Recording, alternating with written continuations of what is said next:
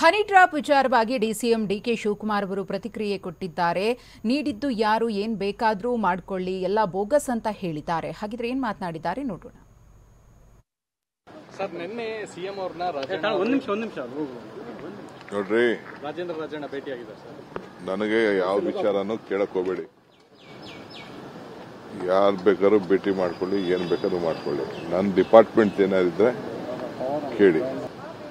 ಒಬ್ಬ chief minister ಮೇಲೆ ಎಲ್ಲ MLA ಭೇಟಿ ಮಾಡ್ತಾರೆ, MP ಭೇಟಿ ಮಾಡ್ತಾರೆ, ಸಾರ್ವಜನಿಕರು ಭೇಟಿ ಮಾಡ್ತಾರೆ, ಎಲ್ಲರನ್ನೂ ಭೇಟಿ ಮಾಡ್ತಾರೆ, ನನ್ನೂ ಎಲ್ಲ ಭೇಟಿ ಮಾಡ್ತಾರೆ.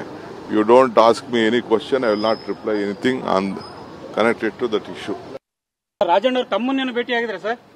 ಯಾಕಂದ್ರೆ ಸಿಎಂ ಅವ್ರನ್ನ ಭೇಟಿಯಾಗಿದ್ರು ಮಾಹಿತಿ ನಾನು KPCC ಅಧ್ಯಕ್ಷನಾಗಿ ಅವ್ರನ್ನ ಕೇಳಿದ್ದೀನಿ.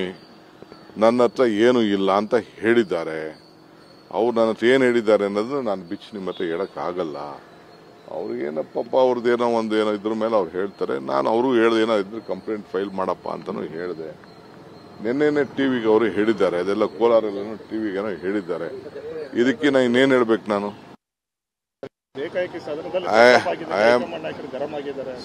ಯಾರು ಗರಂ, ನಿಮ್ಮ ಹತ್ರ ಗರಂ ಇದ್ರೆ ನಿಮ್ಮ ಹತ್ರ ಇನ್ಫಾರ್ಮೇಶನ್ ಇರಬೇಕು. ಅವೆಲ್ಲ ಬೋಗಸ್ಸು.